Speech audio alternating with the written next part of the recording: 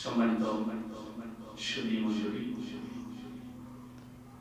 অনেকেই বলেন যে হুজুর আপনি বিভিন্ন হুজুরদের কণ্ঠে আঙ্গিকে আলোচনা করতে পারেন, তা আমাদের কয়েকজন হুজুরের কণ্ঠে আলোচনা শোনা।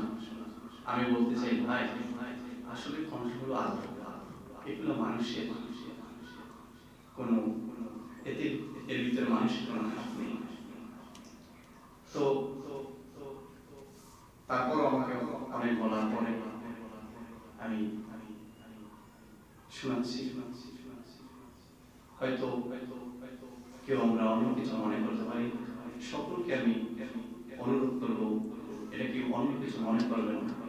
সর্বপ্রথমে বলছি, সকল প্রশংসা আল্লাহ তাআলা, আর এই কণ্ঠের মালিক আল্লাহ তাআলা। আসুন আমরা সর্বপ্রথম আমাদের এই এশীয় মহাদেশে একজন নামকরা বক্তা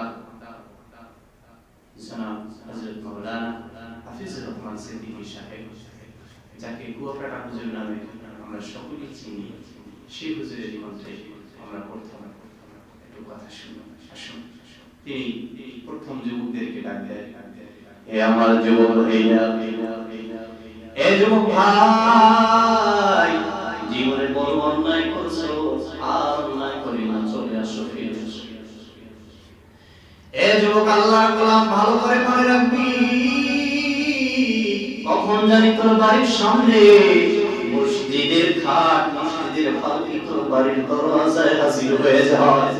হে যুবক, আল্লাহর গোলাম, ভালো করে মনে রাখবি, মানুষ যখন দুনিয়া থেকে বিদায় হয়ে যায়, তার সঙ্গে আর কিছু যায় না, মাত্র 3 টুকরা কাপড় বেচতো।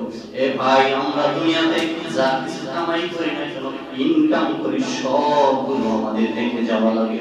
এর নামে উম্মতের দল, আমরা একটু আল্লাহকে রাজি খুশি করাইয়া, মালিককে রাজি খুশি করাইয়া, এরপর আমরা কবরে যেতে চাই। এর নামে উম্মতের দল, রহমাতুল আলামিন, মায়ার নবীর পয়গম্বর আলামি সাল্লাল্লাহু আলাইহি ওয়াসাল্লামের সুন্নাতকে বাস্তবায়ন করে দুনিয়া থেকে যেতে পারলে এইটাই হলো আমাদের সার্থকতা। আল্লাহ তাআলা নবীজিকে রহমত স্বরূপ দুনিয়াতে প্রেরণ করেছেন। আল্লাহ তাআলা বলেন, ওয়া মা আরসালনাকা ইল্লা রাহমাতাল লিল আলামিন।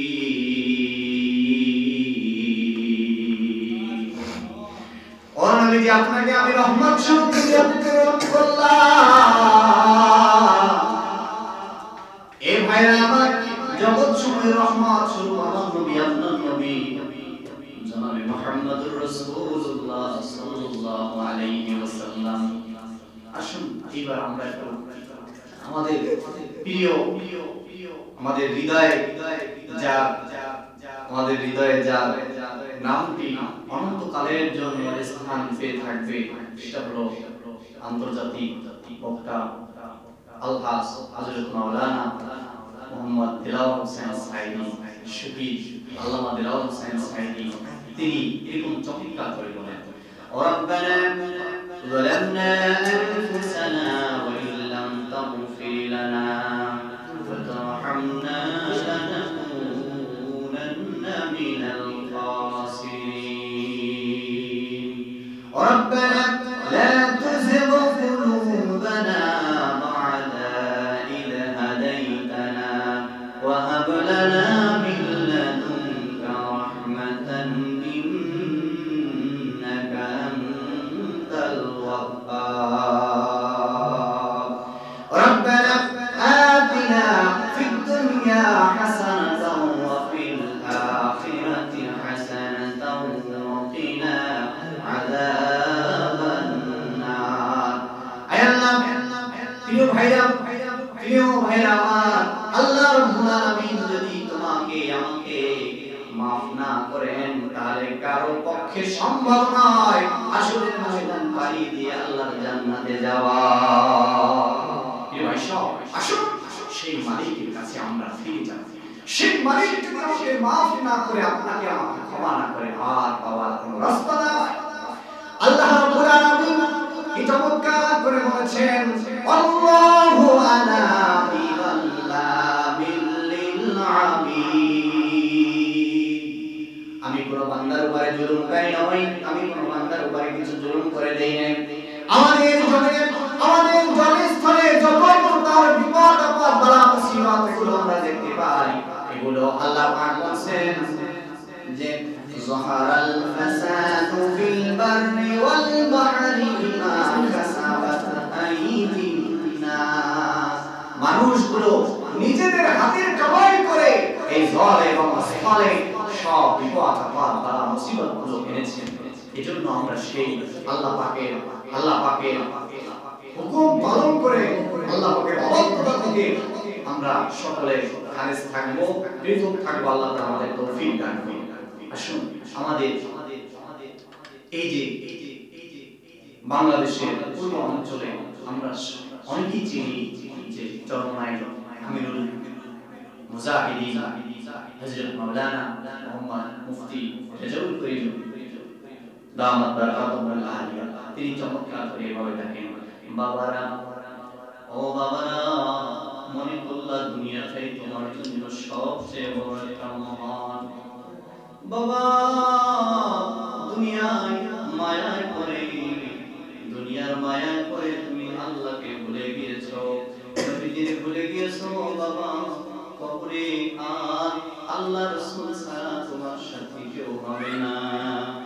আল্লাহ রাসূল ছাড়া তোমার কবরে সাথী হবে না। বাবা আসো আসো কে আসো, আল্লাহর কাছে ক্ষমা চাও, আল্লাহ মাফ করে দিন। মালিক আমাদের আপনি যদি মাফ না করেন, আমাদের আর কোনো বাঁচার রাস্তা নাই। আল্লাহ আপনি আমাদের ক্ষমা করে দিয়েন, জীবনে বড় অন্যায় করেছি, বহু অন্যায় করেছি ভাই। এ বাবা যদি তুমি আল্লাহর খাঁটি গোলাম না হইয়া কবরে যাও, কবরের মাটি, ডান পাশের মাটি, বাম পাশের মাটি এমন করে চাপ মারবে ও ভাই। এজন্য আল্লাহর কাছে আমাদের ক্ষমা চাইতে হবে। আসুন আমরা এবার শুনবো কি চমৎকার করে আমাদের একজন সারা বিশ্বের অন্যতম পরিচিত বক্তা জনাব আলহাজ হযরত মাওলানা মুফতি মুহাদ্দিস মুফাসসির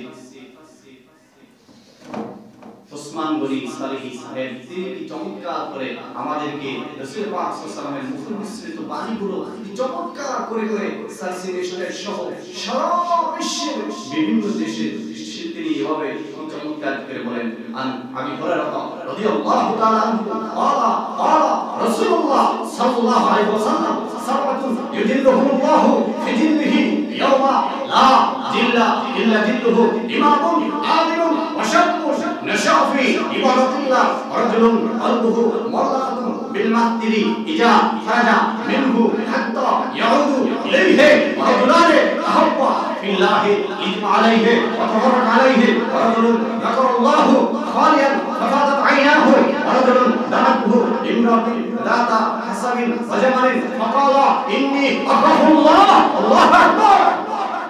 তিনি আমার চমৎকার করে বলেন, রাজুলুন তাসাদ্দাকা ফি সাদাকাতিন ফাআকফাহা হাত্তা লা তাআলামা শিমালুহু মা তুনফিকু ইয়ামিনু। আল্লাহু আকবার। আল্লাহু আকবার। আমার এইজন্য বাতিলদেরকে এভাবে তিনি হুঙ্কার দিয়ে বলেন। শুধু তাই নয়, তিনি এদেশ সহ বিশ্বের বিভিন্ন দেশে যেভাবে তিনি কোরআন এবং হাদিসের নবীর সুন্নাত নববীর দিক নির্দেশনাগুলো বাতিলদের বিপক্ষে দিয়ে থাকে। এই হোক, এবার আমরা অন্যতম একজন পরিচিত বক্তা, আমরা তার কাছে যাই। তিনি কি চমৎকার করে আমাদেরকে কোরআন হাদিস শুনিয়ে থাকেন। আমরা যাব ডক্টর কফিলউদ্দিন সরকার সালেহী, যাকে আমরা সকলে চিনি। তিনি আমাদের সামনে যে কোরআন হাদিস উপস্থাপন করেন, তখন এভাবে তিনি বলেন, কথা মনে রাখবো, আমি এই বাংলাদেশে আমি ফতোয়া দেওয়ার জন্য আমি ফতোয়ার ব্যবস্থা করেছি, আর নয়তো হুজুরদের হাতে কড়া লাগানো না। ফতোয়া দিতে গেলে তখন তোমাদের হুজুরদের, আলেমদের, মুফতিদের হাতে হ্যান্ডকাপ করা লাগবে। আমি সেই ফতোয়া এনে দিয়েছি। আমি ডক্টর কফিলউদ্দিন সরকার। শুধু তাই নয়, আমি বাংলাদেশ বাংলাদেশের যে আমাদের আযান হয় রেডিওতে যে আযান হয়, সেই আযানে শাফাআতাহু ইয়াউমাল কিয়ামা, এই আযানের দোয়া এই শব্দটা বলা হয় না। তখন আমি ডক্টর কফিলউদ্দিন সরকার, আমি এই সেখানে আমি মূল কেন্দ্রে গিয়ে এরপর মালিককে বলছি, এই রেডিও সেন্টারের মালিককে বলছি, আপনি কি নবীজির শাফাত চান? তিনি বললেন হ্যাঁ অবশ্যই চাই। আমি বললাম তাহলে আপনার আযানে যখন দোয়া করা হয় রেডিওতে শাফাআতাহু ইয়াউমাল কিয়ামা বলে না, এই শব্দটা এক করতে হবে। তখন থেকে চালু হয়ে গেল শাফাআতাহু ইয়াউমাল কিয়ামা। আসুন এইভাবে অনেক আরো দিয়ে আমরা সময় বিরক্ত করব না, আপনাদের বিরক্ত করব না। আমার যদি কথায় কোনো ভুল বেয়াদবি হয়ে থাকে আমি ক্ষমা করে দিবেন। ওমা তৌফিকি ইল্লা বিল্লাহ।